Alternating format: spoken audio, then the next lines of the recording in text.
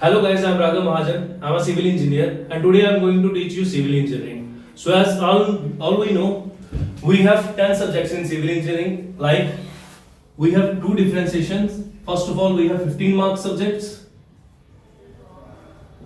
and we have 10 mark subjects. Like in 15 marks, we have to cover FM, CPMT,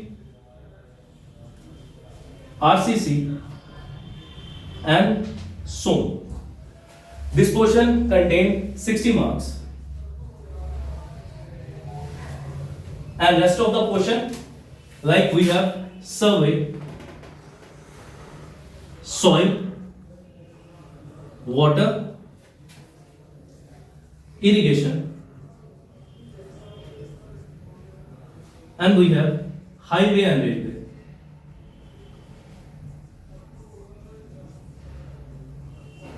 The weightage of each subject is about 10 marks. Okay, then this is 60 marks. तो most of probably syllabus जो होने वाला है हमारा यही रहने वाला है. So first of all we are going to study our subject that is surveying. Surveying is very basic subject of our civil engineering. So जितने भी सिविल इंजीनियर हैं हमारे तो उनको भी पता होगा this is the subject which is related with the field. तो this subject contains 10 marks. So today we are going to start our survey.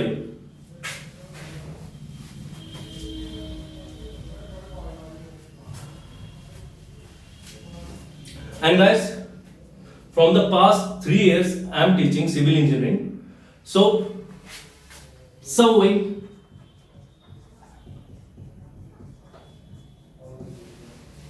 what is surveying? Surveying is, this is the definition of surveying. Surveying is the art of measuring relative position of 2 points with respect to each other and represent it graphically and numerically. So we can write down it.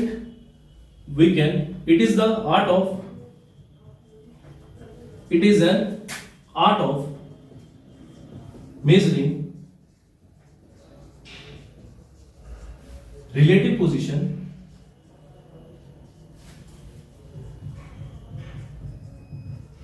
of 2 points on the surface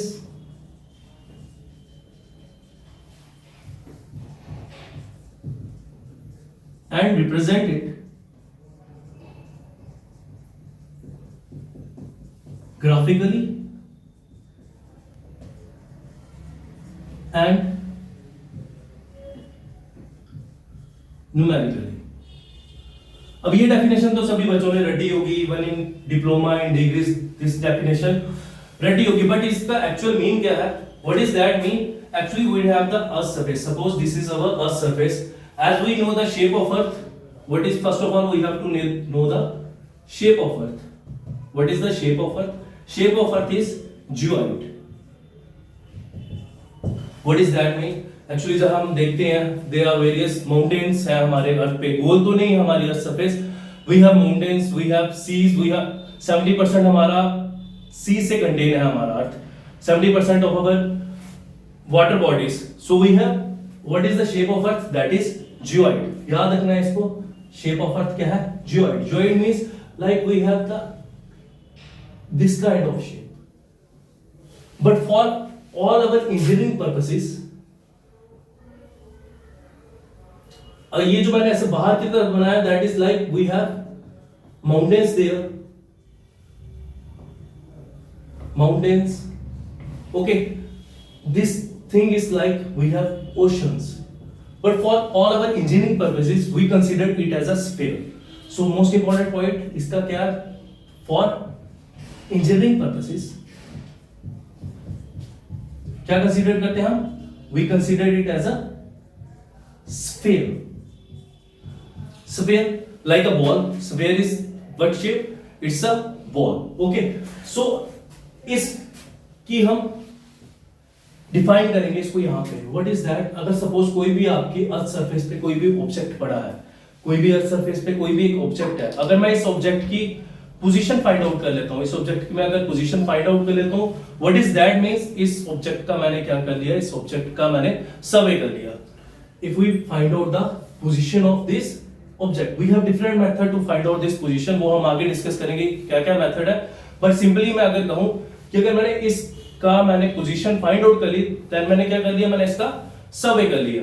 okay, suppose ये एक room है, इस room में मैं आता हूं, इस room में मैं देखता हूं सामने बोर्ड है, ऊपर फैन है, नीचे फ्लोरिंग है, तो मैं क्या कहूंगा, मैंने इस रूम का क्या कर लिया, सिंपली भाषा में इस रूम का मैंने सर्वे कर लिया एंड उसको रिप्रेजेंट कर लिया अपने मैप्स पे, अपने graphically means maps and numerically means उसको मैंने कोई न्यूमेरिकल वैल्यू में नोट डाउन कर लिया. Okay, but this is not the survey.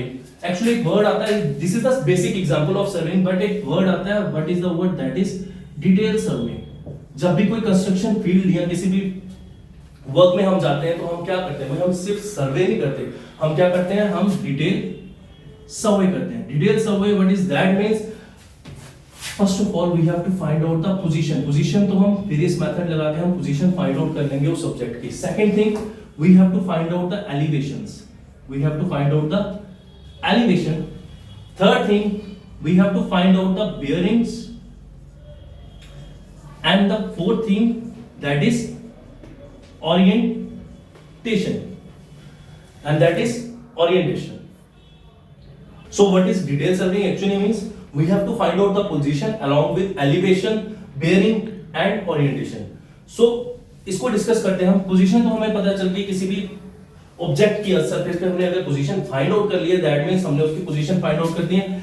Elevation means what is that thing. Elevation को मैं यहां डिफाइन करता हूं. Elevation there are two words in civil engineering, one is elevation and other thing is that is altitude. Okay, as you all know guys, हमारा एक datum होता है, that is our mean sea level. Mean sea level, mean sea level is taken, most important thing, कहां से लिया जाता है, that is taken from Bombay high. Bombay high से मीन सी लेवल लिया जाता है. पार्टीशन से पहले that is from taken from Karachi, but after partition we taken it from Bombay high. Okay, then अब एलिवेशन की बात कर रहे हैं. व्हाट इज एलिवेशन मींस, कोई भी वर्टिकल हाइट, वर्टिकली अप भी मैं जा सकता हूं और वर्टिकली डाउन भी जा सकता हूं. मीन सी लेवल से कोई भी चीज कितनी ऊपर है या कोई भी चीज मीन सी लेवल से कितनी नीचे है, that is known as my elevation. And what is altitude, altitude क्या डिफरेंस है, मीन सी लेवल से कोई भी चीज ऑलवेज अप ही कंसीडर करूंगा. ऑल्टीट्यूड क्या कंसीडर करूंगा, एक ऐसी height that is vertically up.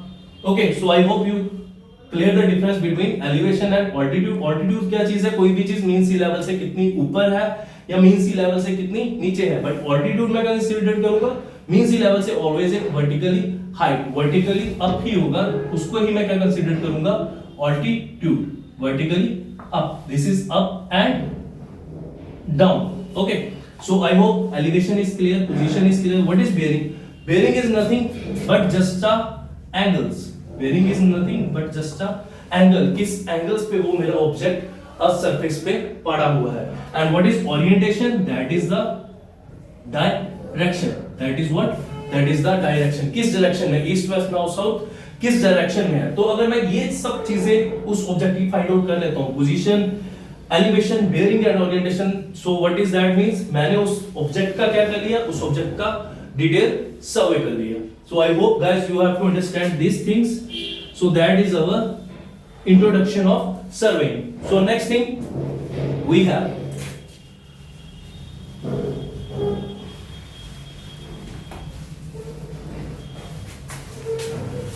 so there is a term which is known as level line.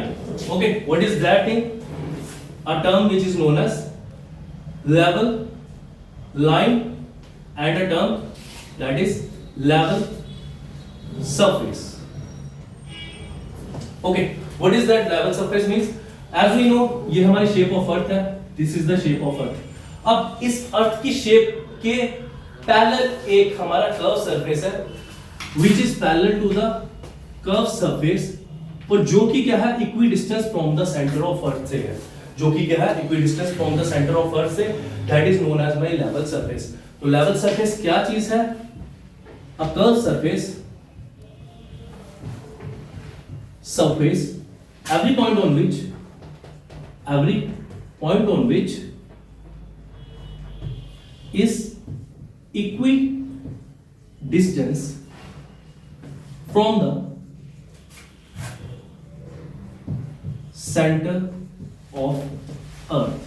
Okay, now what is that means? Suppose this is our earth surface, this is our earth surface, this is earth surface, that is a curved surface, that is a curved surface. और उस curve surface के parallel एक line है, parallel एक curve line है जो कि क्या है, जिसका मैंने क्या लिखा है, every point on which is equidistance from the centre of earth. Means what is that means? Suppose from this is the radius of earth, this is also known as radius of earth and this is also radius of earth. Okay, and ये distance क्या है, ये दो line आपस में parallel है. तो मैं क्या कह सकता हूं, पैरेलल है तो यहां से लेके यहां तक this distance is delta, this distance also delta and that distance is also a delta.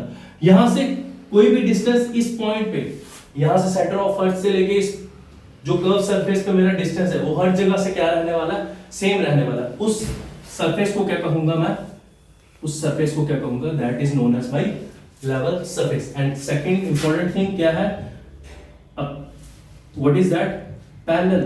It is a parallel line to the surface of earth. ये हमारे अर्थ सरफेस के क्या रहने वाली है, अर्थ सरफेस के हमारे पैरेलल रहने वाली है. थर्ड थिंग, इस पॉइंट पे, इस लाइन पे, अगर मैं इस लाइन पे पॉइंट्स को ज्वाइन करके कोई लाइन बनाता हूं, इस कर्व सरफेस पे पॉइंट्स को ज्वाइन करके एक लाइन बनाता हूं, और उस लाइन का नाम क्या है, उस लाइन का नाम है लेवल लाइन.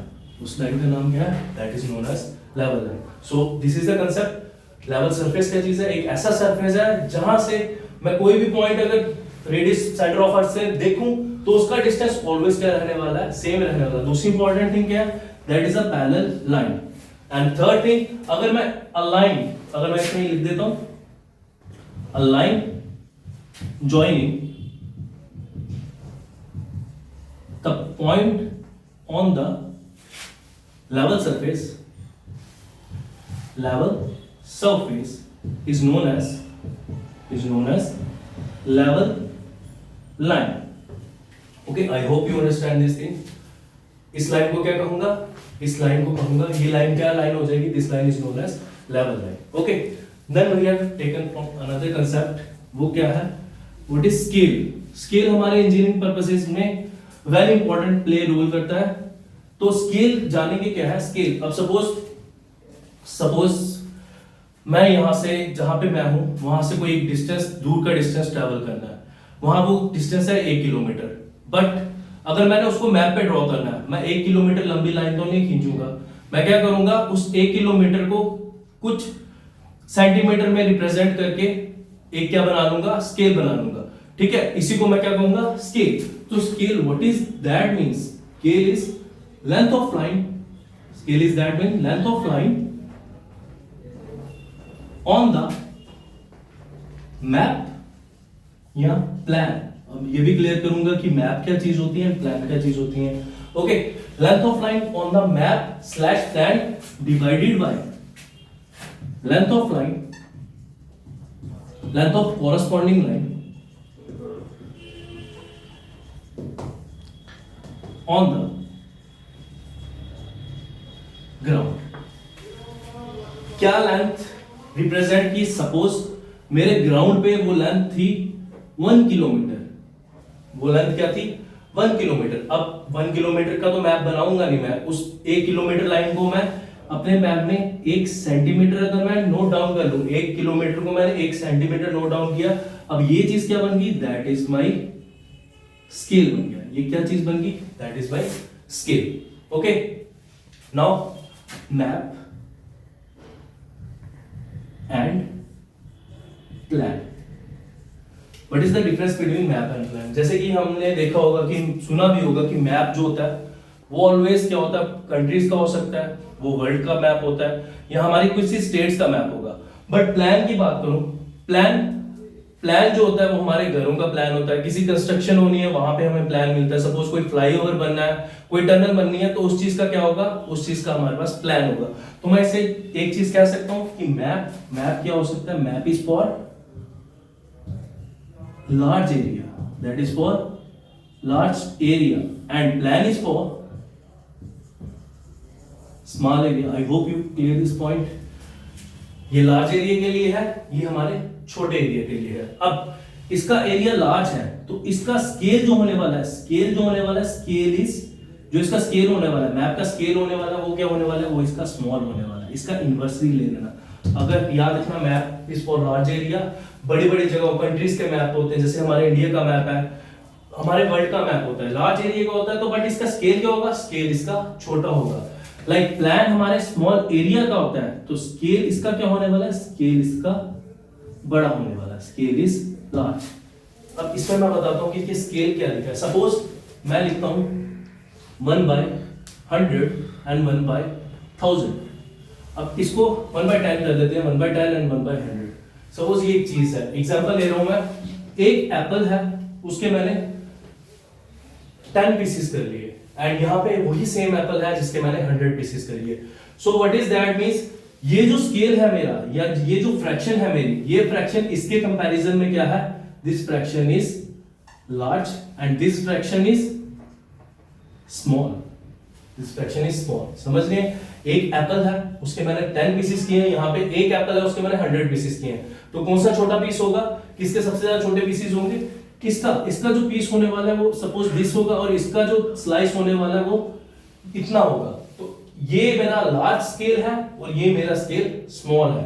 तो इसी तरह मैं यहाँ पे लिख सकता हूं, जैसे मैंने बोला लार्ज एरिया के लिए है, तो मैं बोल सकता हूं इसमें कि स्केल स्मॉल होने का मतलब इसका डिनोमिनेटर बड़ा होने वाला है. मतलब सपोज अगर मैं वहां पे 1000 किलोमीटर को क्या करूंगा, 1000 किलोमीटर को बना रहा हूं 1 सेंटीमीटर, क्योंकि वहां का एरिया बहुत बड़ा है. बट इस टाइम पे क्या होगा, 1 इसका एरिया क्या है, इसका एरिया छोटा है, स्केल क्या होने वाला है, बड़ा, तो 1/100. यहां पे मैं 1/10 लिख देता हूं, यहां पे मैं 10 किलोमीटर को ही 1 सेंटीमीटर रिप्रेजेंट कर रहा हूं. This is just an example. Basic understanding के लिए मैंने बताया कि इसका स्केल क्या होने वाला है, इसका स्केल हमारा स्मॉल होने वाला है, प्लान का स्केल क्या होने वाला है, लार्ज होने वाला है. नाउ हमारा जो स्केल होता है that is of 2 type. Scale is of 2 type. First one is scale is of 2 type. जैसे हमने सर्वे की बेसिक डेफिनेशन में पढ़ा था. बेसिक डेफिनेशन में क्या पढ़ी, it is an art of measuring relative position of 2 point and draw it graphically and numerically. Same that thing, scale हमारा क्या है, 2 टाइप का होता है, ग्राफिकली एंड न्यूमेरिकली. जो हमारा स्केल है 2 टाइप का है, that is what, graphically and numerically. Okay guys, then numerical scale is also of 2 types. That is, first one is our engineering scale, and second thing is our representative fraction.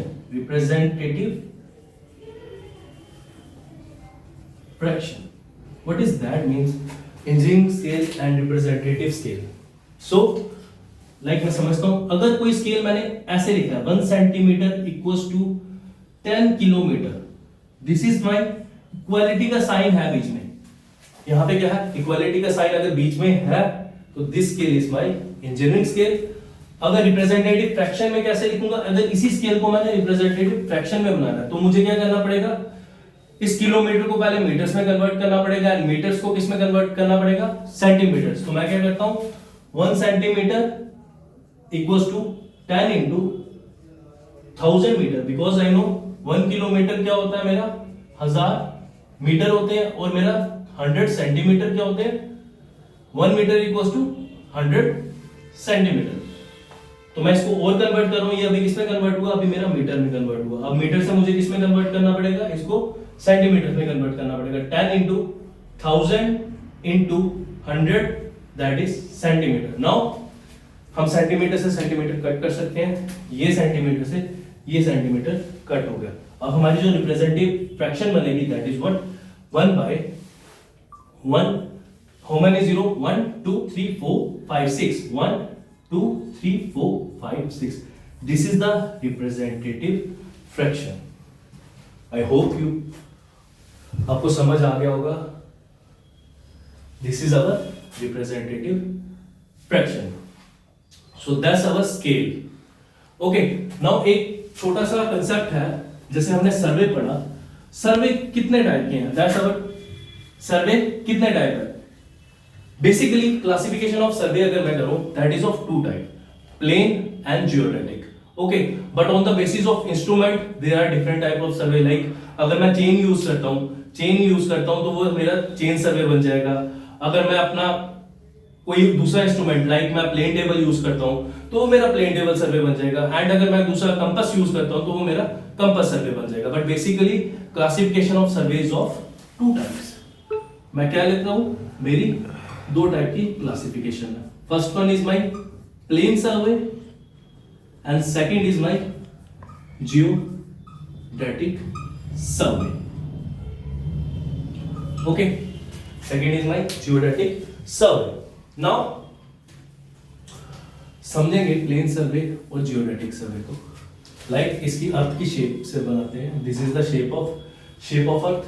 Plane में क्या consider करूंगा मैं, अपनी earth surface को क्या consider करूंगा as a plane. Means इसमें curvature of earth मेरा कंसीडर्ड नहीं हो रहा है. Curvature of earth is not considered. And in this इसमें क्या हो, जियोडेटिक, लाइक हमें पता ही हमारी अर्थ की शेप कैसी है, जियोडेटिक शेप है, जियोइड शेप है. सो मैं कहूंगा जियोइड शेप है, तो इसमें मेरा कर्वेचर क्या हो जाएगा, curvature of earth is considered. Got it. And second point is, अब कर्वेचर कंसीडर्ड नहीं हो रहा है, मींस मैं किसी छोटे एरिया के लिए ही बात कर रहा हूं. This is for small areas and this is for curvature. इसमें कंसीडर्ड हो रहा है, मींस कर्वेचर कंसीडर्ड हो रहा है, means this is for large areas. This is for large area. And last point is, अब पहली बात तो ये कि कर्वेचर कंसीडर्ड नहीं हो रहा है किसमें, हमारे प्लेन में. सेकंड थिंग, कर्वेचर कंसीडर्ड हो रहा है because shape of earth is geoid, और इसमें हमारा जियोइडिक सर्वे में कर्वेचर कंसीडर्ड होगा.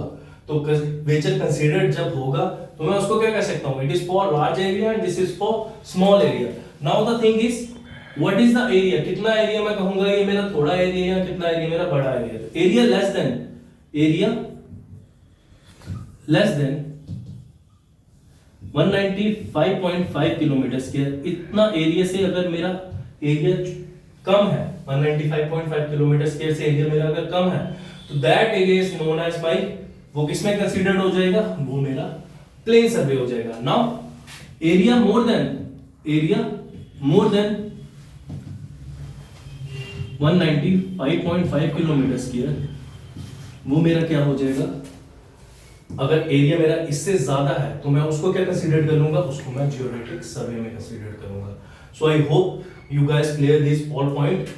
तो अभी तक का लेक्चर क्या था, इसमें हमने क्या समझा, प्लेन एंड जियोइड. इसमें कर्वेचर कंसीडर्ड नहीं हो रहा, इसमें कर्वेचर कंसीडर्ड हो रहा है. नहीं हो रहा, एरिया छोटा है, एरिया बड़ा है. कितना एरिया छोटा है, अगर एरिया मेरा 195.5 किलोमीटर स्क्वायर से कम का एरिया, तो उसको मैं किसमें कंसीडर करूंगा, प्लेन में. बट इन सम बुक्स इस एरिया को 260 किलोमीटर भी रेफर किया गया है, 260 किलोमीटर स्क्वायर भी रेफर किया गया है. बट ऑप्शन में देखेंगे, अगर ये ऑप्शन होगा हमारे, क्योंकि हमें तो मल्टीपल चॉइस क्वेश्चन आने हैं, अगर ये ऑप्शन होगा तो हम इसको टिक करेंगे. अगर मुझे ये ऑप्शन दिखता है तो इसको टिक करेंगे. ऐसा नहीं होगा कि ये दोनों ऑप्शन दिख गए. अगर दोनों ऑप्शन दिख गए तब हम 195.5 को ही कंसीडर करेंगे. So I hope you like this lecture. So thank you guys.